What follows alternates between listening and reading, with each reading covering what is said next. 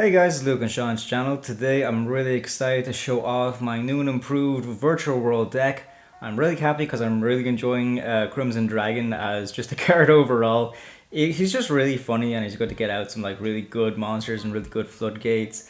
So yeah, this is the new and improved Virtual World featuring Crimson Dragon. Let's not beat around the bush, let's get straight into it. We're going to start things off strong. We run 3 copies of Lulu. Now, for those of you who don't know what Virtual World cards do, basically the only downside about them is that they can all be ashed. Here's the thing with Virtual World. What they do is they target one other Virtual World card in the field, whether that be a monster or one of your spells or traps. And what it does is it targets that, sends a virtual card of the other type, of another type to the graveyard, and then they each have like a different third effect. So Lulu is the best one for the fact that what Lulu does, it targets one virtual card on the field, you send one of the different kinds to the graveyard, and then add one of the third kind to your hand. So for example, if you have Chuche up in the field, Lulu can target Chuche being a trap. It can send a spell to the graveyard being Qinglong, and then you can add a monster such as Laolao. So 3 copies of Lulu, very essential for this build. Don't trust any Virtual World build that doesn't run more than 3 copies of Lulu. I'm not showing off these Virtual World monsters based on importance, more so just showing them based on their level. So I'm going to go through all the level 3s right now. 3 copies of Jiji is also very good for this build. So Jiji is good because has the same effect as all Virtual World monsters, target, send, but what Jiji has as that differentiates him is the fact that during the end phase of the turn, the effect resolved, Jiji can add a Virtual World monster from your graveyard to your hand. So it doesn't target, so it's just during the end phase, just add one of your Virtual World monsters in the grave, add them to your hand, which is very, very good. So 3 copies of Jiji for this build. 2 copies of Nyannyan. The reason why Nyannyan differs is because it doesn't have that Virtual World effect that targets and sends. Nyannyan is just a level 3 psychic that we can bring out off of E-Telly. He's also a Virtual World monster, but one thing that really makes Nyannyan stand out is his graveyard effect. The fact that if he's in the graveyard and you normal or special summon level 3 monster, you can special summon Nyannyan from the grave as a tuner. Also, if Nyannyan is banished, what he does is he can target one of your other banished cards and shuffle it into the deck, which can be very good in some tight situations. Sometimes you don't want to do that because Chuche already kind of does that job anyways, but Nyannyan is still very good to run at 2 in this build. Moving swiftly along to the level 6 monsters, we run 3 copies of Lili. Lili is very good because it has the same Virtual World effect, target, send, and then it actually sends a Virtual World card for 3rd type to the grave. So for example, if Lili targets a monster such as Lulu, you can send Qinglong the spell, and then you can also send Chuche the trap to your graveyard. So it's a good way to kind of like build up your graveyard to get a lot of advantage off of that. So 3 copies of Lili, very, very good for this build. Definitely recommend. And the fact that it's a level 6, it's a lot easier for us to go into our level 12 Synchro monsters, i.e. the Crimson Dragon. 2 copies of Laolao. I really like Laolao. Laolao is my favorite, but after a lot of play testing and a lot of messing around with the deck, I really think that running 2 copies of Laolao is the most optimal way to do it. I used to run at 3. I still can kind of defend running at 3, but 2 copies is more than enough. Laolao is a level 6 tuner. What I really like about Laolao is the fact that he has the same target and send effects, but he can also special summon a Virtual World monster from your graveyard. But if you're sending a Virtual World monster such as Lili to the graveyard off of Laolao's effect, you cannot bring out that Lili. But Laolao is very good because if Lili's already in the graveyard, you can bring her out, and it's an easy way to go into her Synchro 12 monsters. So 2 copies of Laolao, definitely very good for the deck. I run a small little package because I find it to be very, very good. It's sort of a Beatrice getting to Winda package. So in order to do that, you need 1 copy of Havnis and 1 copy of Beast. For those of you who don't know, if you were able to bring out Beatrice, which is a rank 6, on your own turn, what Beatrice can do is send Beast to the graveyard. Because you didn't bring her out with Dante's, you're able to activate that effect on the turn she is summoned. So you can send Beast to get a draw off of that, and then during your opponent's turn, you send Havnis, and then Havnis gets her effect that she shuffled these 2 into to the bottom of the deck, and then you get to bring out your Shaddoll Winda, which is very, very good floodgate. This can be easily replaced. You can take this out. The deck still functions well without this. If you find this to be a good, funny sort of option that you can do, I think it's worth it. But if you want to take it out, absolutely fine. Deck's open for interpretation. Do what you want. 3 copies of Ash Blossom. Ash Blossom's the most generic hand trap, so of course we'll run 3 copies of it. I find it to be very, very essential. And also, since all of our virtual monsters can be ashed, sometimes if you want to take out your little Havnis engine, you can replace it with copies of Crossout Detonator. 3 copies of Droll and Lockbird. I think Droll is just a very good hand trap overall. This can be sided out depending on what the matchup is, but I think a lot of decks, they just find a way to absolutely abuse getting a lot of hand advantage. So 3 copies of Droll and Lockbird for this build. Moving swiftly along to spells, we run 3 copies of Virtual Roll City Kauwloon. We're not really going to take too much in consideration of the other effects because you most just want this in order to bring out your Chuche face up onto the board as soon as you activate this. That's the main purpose for Kauwloon. When you activate Kauwloon, you can place 1 Virtual Roll Gate card from your deck face up in your spell and trap card zone. So most likely we're going to use this to bring out Chuche first turn. 3 copies of Qinglong. Qinglong is a very good searcher. So it has a primary effect on the field where you can banish 1 Virtual Roll card from your graveyard, target 1 monster on the field, and negates effects on the end of this turn. We mostly run 3 copies because of its graveyard effect, which is that you can banish it to search a Virtual World monster and then discard 1 card. So 3 copies of Qinglong is very good. You're always dumping this off of your Virtual World monster effects. 3 copies of Emergency Teleport. Emergency Teleport is special in 1 level 3 or lower psychic type monster from your hand or deck, but banish it during the end phase. We run 3 copies of Lulu and 2 copies of Nyannyan. So we have 5 ways. We have 5 monsters that we can bring out with Emergency Teleport. So it's very good to run at 3. Also, if you guys want to run Ghost Ogre for this build, it's also another level 3 psychic monster that you can bring out off of Emergency Teleport. 2 copies of Pot of Desires. We like to get, if we kind of break a little bit, it's always good to have some good draw power in this deck. Since we run so many trios, 2 copies of Pot of Desires is no problem for this deck at all. 1 Call by the Grave, because this is a combo heavy deck that we don't want to get interrupted by. So 1 copy Call by the Grave, very important. 2 copies of Triple Tactics Talent. This is kind of like, since this deck always wants to go first, we kind of want some stuff in our hand that if we do get interrupted, we're able to kind of bounce back. So 2 copies of that is fine. If you want to run 1, that's no problem at all, or not run it at all. Completely up to you. Deck open up to interpretation. Also 1 copies of Harpie's Feather Duster, just because it's good to have a main deck way to get rid of spell and trap cards. But we also run spell and trap card removal in the side deck, depending on the matchup. But Harpie's Feather Duster, I'll always run in the main deck. Moving on to the traps now, we run 2 copies of Virtual World Gate Chuche. What makes this card so good is that you can target 1 face-up card in the field and shuffle 2 of your banished Virtual World cards with different names from each other into the deck and then destroy that card. And we can get good recycling off of this because we banish a bunch of our Virtual World cards from our graveyard in order to get their effects. So Chuche is very, very good. Also, another effect Chuche has while it's in the graveyard is that you can banish it from the graveyard and increase or decrease a Virtual World monster's level/rank by 3 until the end of the turn. So 2 copies of Chuche, very, very good. You can run it at 3, but you kind of brick with it sometimes, so I think 2 is the most optimal. Never run it at 1, 2 is the way to go. 1 copy of Virtual World Gate Xuanwu. This is a good sort of monster reborn. We kind of ignored the first effect, like during the battle phase. If you control a Virtual World Gate card, you can target 1 face-up monster in the field, change battle position. That almost never comes up. We use it for its secondary effect. It's another Virtual World trap that we can dump. And its effect in the graveyard is that you can banish it from the graveyard, special summon a Virtual World monster from your grave, and then discard 1 card.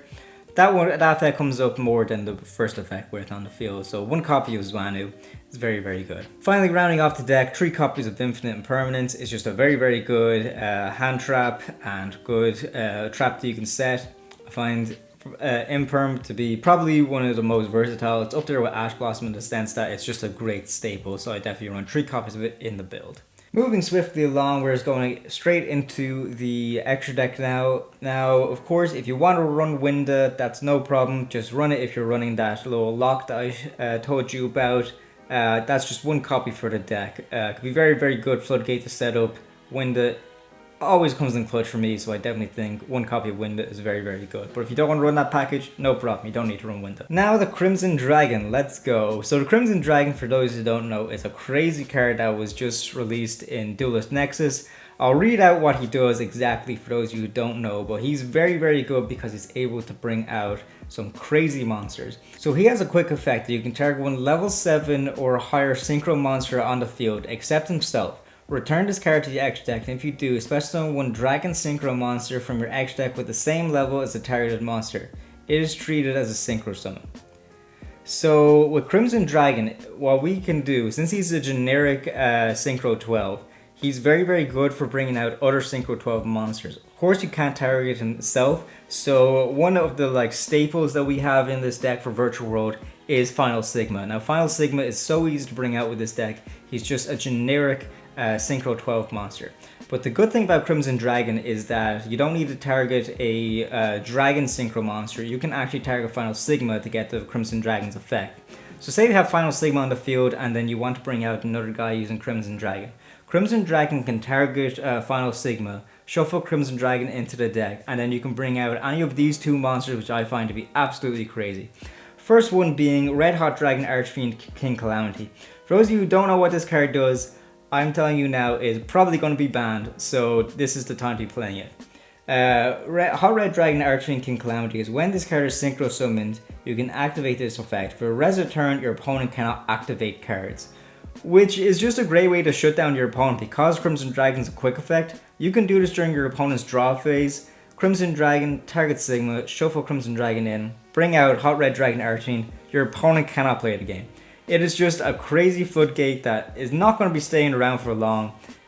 So I definitely run Hot Red Dragon Archfiend King Calamity while you can. It's very fucking funny. Definitely do it. But because this card is definitely going to be banned in the near future, I think the next best thing is definitely Cosmic Blazar Dragon. So it's the same sort of combo. Use Crimson Dragon, target Sigma, bring out Cosmic Blazar Dragon. Cosmic Blazar Dragon is very good. We can't bring him out normally with this deck, but because of Crimson Dragon, the option is now finally open to us. So Crimson Dragon has a few effects, which is just absolutely crazy, and I'll just go through the three of them now, which is just very good for this deck, because this deck doesn't really build up a lot of protection for itself, but with Cosmic Blazar Dragon it definitely can.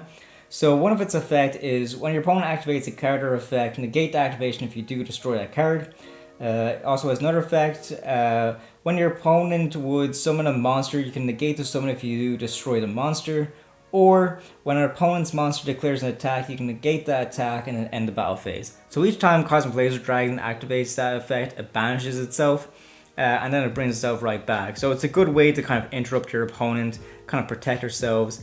This is just a great little package for us to run. I highly recommend it. Run it while you can, because Hot Red Dragon Archfiend King Calamity most likely going to be banned very soon. Of course, we also stick with the classics, Ultimate Tzolkin to bring out our Crystal Wings Synchro Dragon. This is a basic combo a lot of people know about, and it's very easy to do with Virtual World. So I still stick those in, even though Crimson Dragon is kind of outshining Ultimate Tzolkin recently. I still run the Ultimate Tzolkin package just because I still find it to be very, very good. Now, it won't be a Virtual World deck without a Virtual World extra deck monster. Unfortunately, the rest of them did not make the cut. Shenshen is literally the only one that's worth playing anymore. He is a Synchro 9.